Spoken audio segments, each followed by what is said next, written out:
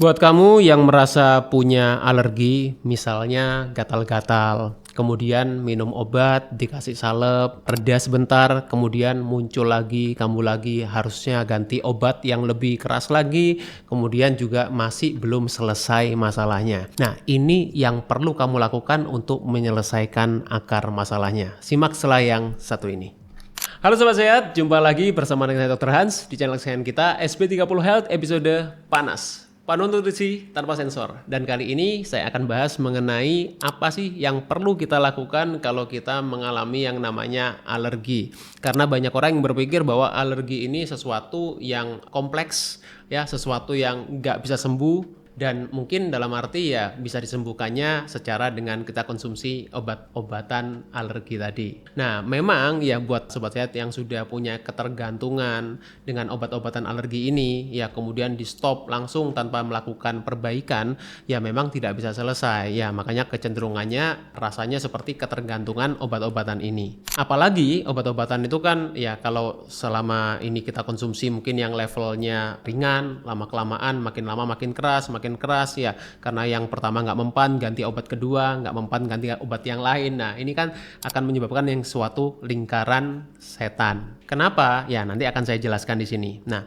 pertama ya, kalau selama ini sobat sehat mengalami gatalnya yang hilang timbul, kemudian tadi itu minum antihistamin ya, kebanyakan obat-obatan itu kemudian reda sebentar, kemudian stop obat, kemudian gatal lagi ya, ganti ke salep steroid, efeknya dia cuma menahan, kemudian masalahnya muncul di tempat lain ya, kulitnya makin sensitif. Nah ini semuanya ya yang tadi saya bicarakan ini adalah suatu lingkaran setan tadi itu. Kebanyakan orang salah fokus.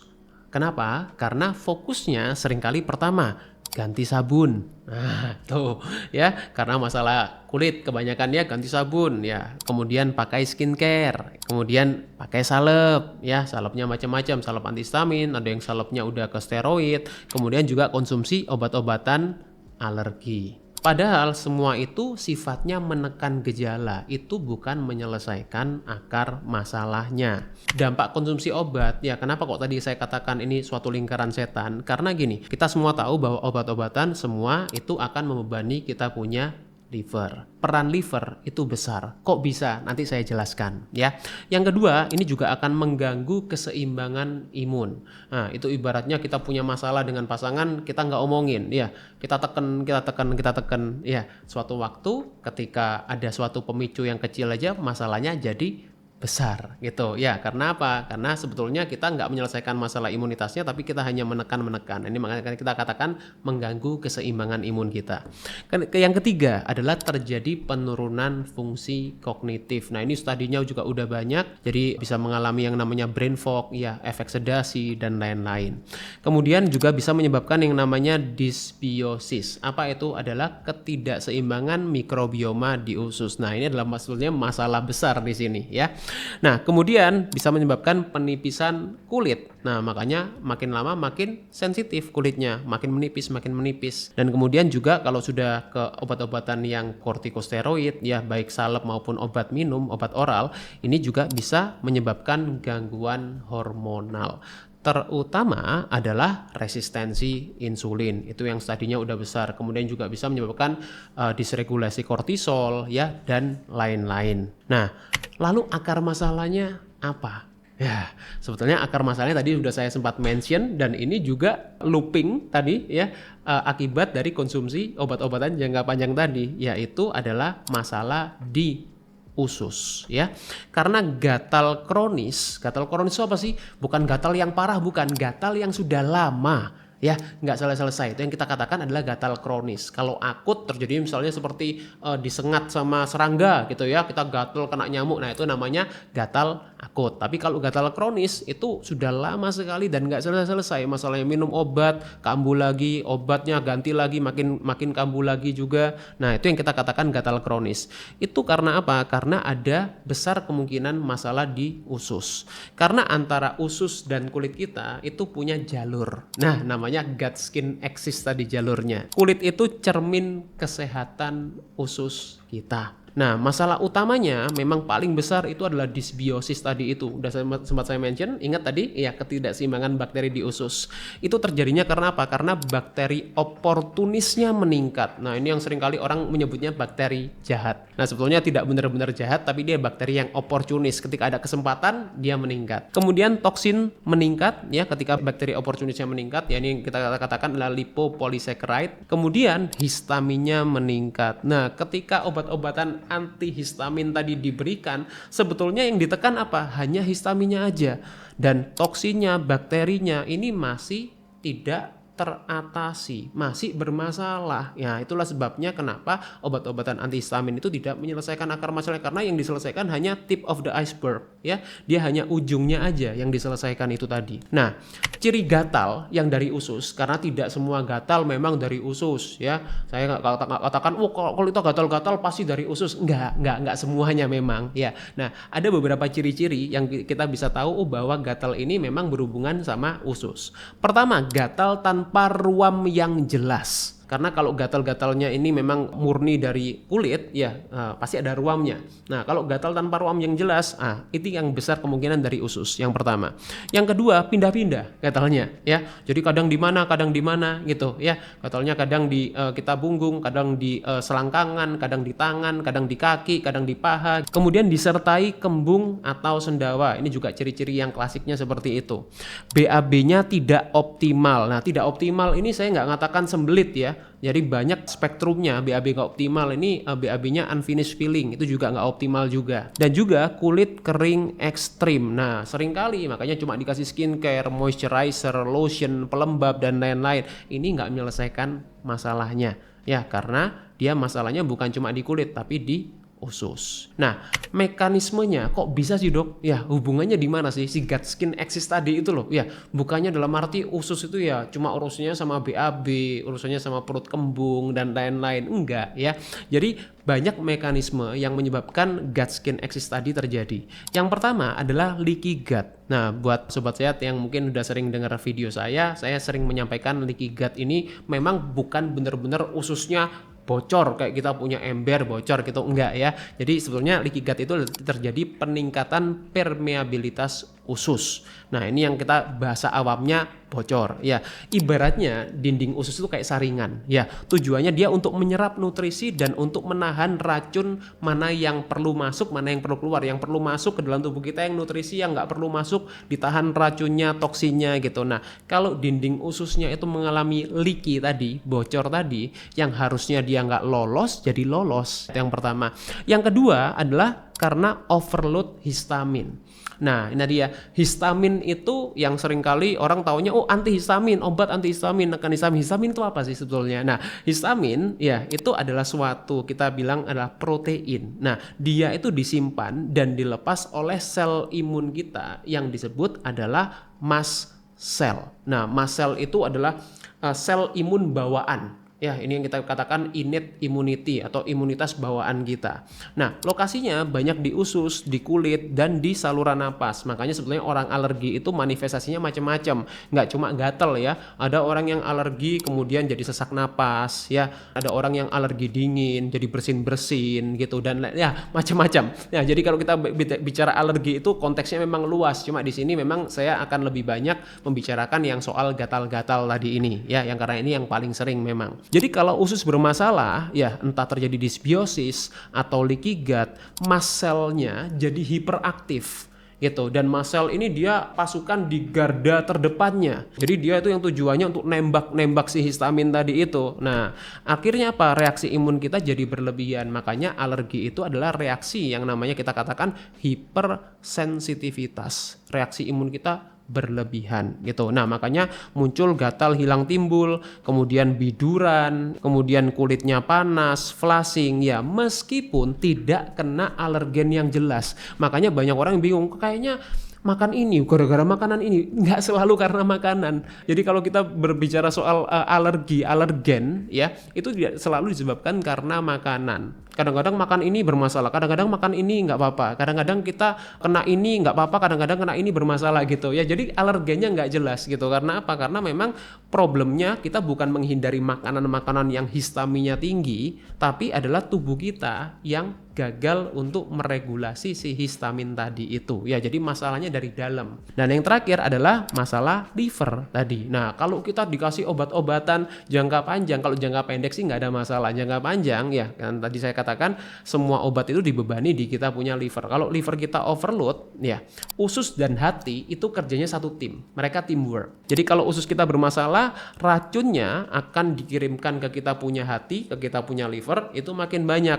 Nah, akhirnya apa? Livernya, hatinya jadi kewalahan untuk melakukan detoksifikasi karena itu adalah tugas utamanya dia gitu. Nah, saat hati nggak kuat, dia akan mengeluarkannya, jalur daruratnya adalah lewat kulit tadi itu ya. Nah, terus solusinya apa? Nah, ini yang penting ya. Solusinya gimana, Dok? Kalau kita memang kayaknya memang saya ini masalah gatal-gatal kronisnya memang ada hubungannya dengan usus, ciri-cirinya mirip dengan yang tadi ada salah 1, salah 2, salah 3, apalagi salah semua. Ya, dari ciri-cirinya tadi udah termasuk semua ya. Sebetulnya tidak harus semuanya ya tadi ya. Kita ada beberapa 2 atau 3 itu sudah memang arahnya gatal-gatalnya dari usus.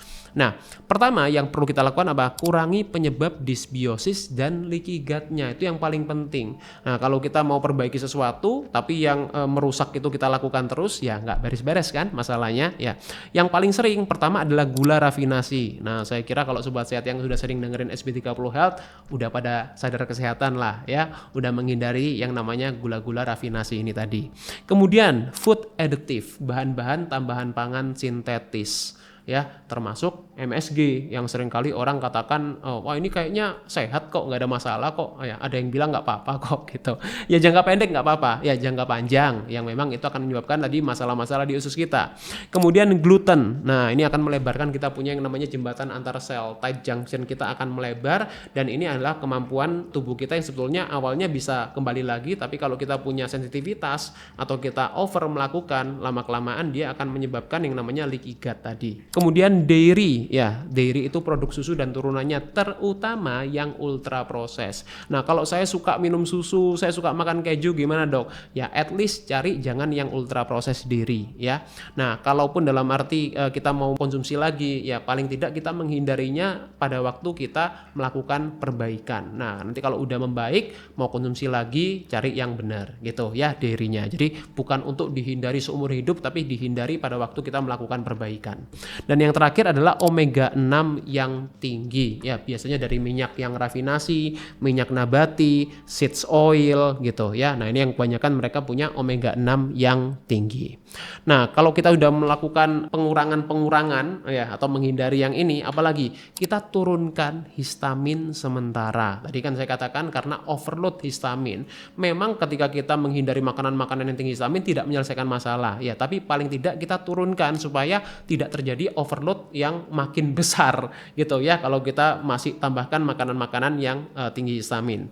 Pertama, kita kurangi seafood terutama yang tidak fresh. Nah, ini punya kandungan histamin yang lebih tinggi.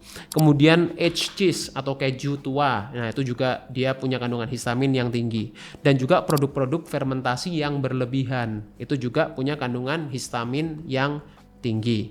Nah, yang bisa kita tambahkan apa? Vitamin C, cari vitamin C yang alami ya, vitamin C yang kompleks, kemudian quercetin ya. Itu juga suatu fitonutrisi yang membantu untuk mengatasi kita histamin yang berlebihan dan juga omega 3 ya. Semuanya ini bisa kita dapatkan juga dari makanan yang alami ya. Jadi nggak harus pemikirannya langsung dari suplemen ke suplemen, nggak seperti itu ya. Sebetulnya semua nutrisi baik mikro maupun fito itu kita bisa dapatkan dari makanan alami kita. Nah, yang ketiga adalah perbaiki dinding usus yang sudah bermasalah ya. Jadi sudah hindari tadi sementara, kemudian perbaiki dengan apa? L-glutamin ya. L-glutamin ini adalah makanan utama sel epitel usus kita. Ya, jadi L-glutamin itu juga protein. Yang kedua, kolagen, terutama yang didapatkan dari bone broth. karena dia adalah kolagen yang kompleks di sini ya. Ada kandungan prolin, ya hidroksiprolin, glisin. Kemudian yang ketiga zinc-carnosine. Nah, kenapa kok zinc-carnosine? Karena zinc itu jenisnya banyak. Nah, zinc-carnosine itu spesifik dia untuk mukosa usus kita. Kemudian aloe vera. Apa aloe vera? Lidah buaya ya, tapi kita cari yang pure ya, bukan yang kurang bersih ya. Jadi yang bagian dalamnya saja, gelnya itu.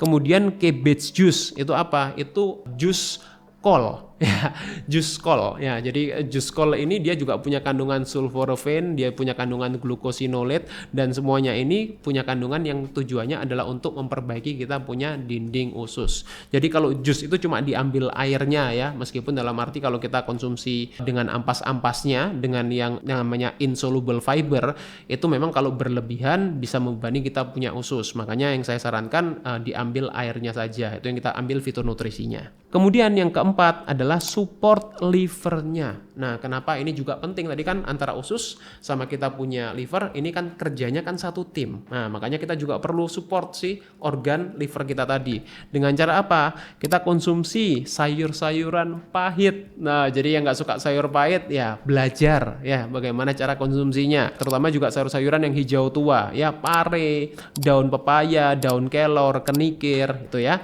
Yang kedua, sayur atau buah yang warnanya cerah, contohnya wortel, labu kuning, tomat, paprika itu. Kemudian konsumsi herbal pendukung liver kita, kunyit, temulawak, daun meniran, daun sambiloto, kemudian pegagan itu juga ya. Kemudian makanan-makanan yang tinggi sulfur. Nah, ini golongan bawang-bawangan, bawang putih, bawang bombay, bawang daun. Yang terakhir adalah lemak sehat untuk support kita punya asam empedu, contohnya alpukat, kelapa, minyak zaitun, santan ya. Jadi itu lemak sehat ya, bukan lemak buruk sebetulnya. Dan yang terakhir baru kita seimbangkan mikrobioma usus kita yang terganggu, yang tadi kita katakan dysbiosis. Nah, menyeimbangkannya dengan apa? Mulai konsumsi yang namanya probiotik dan prebiotik yang alami ya. Jadi pro sama pre itu beda ya. Probiotik itu bakteri hidupnya, prebiotik makanan bakterinya ya. Contohnya kefir, kemudian tempe, kimchi, sauerkraut itu sifatnya probiotik. Nah, kemudian baru kita masukkan prebiotik alami dari sayur-sayuran dan buah-buahan yang natural ya. Kesimpulannya apa? Ya, obat alergi yang selama ini dianggap bisa menyembuhkan alergi itu sebetulnya hanya menekan ya histaminnya tadi ya, menekan ujungnya aja, bukan menyelesaikan masalah utamanya, yaitu apa? Produksi histamin yang overload dalam tubuh kita. Nah, kalau sumbernya di usus, kita tekan-tekan terus, ya gatalnya akan balik-balik terus ya. Makanya kita perlu menyelesaikan masalah utamanya, akar masalahnya di usus, dysbiosisnya diselesaikan ya, overload histaminnya dari livernya juga diselesaikan. Dari situ kita tidak perlu untuk konsumsi obat-obatan alergi jangka panjang yang bisa menyebabkan efek negatif juga ya. Semoga di sini bisa diterima, bisa dipraktekkan, itu yang paling penting. Stay fit and stay healthy. See you.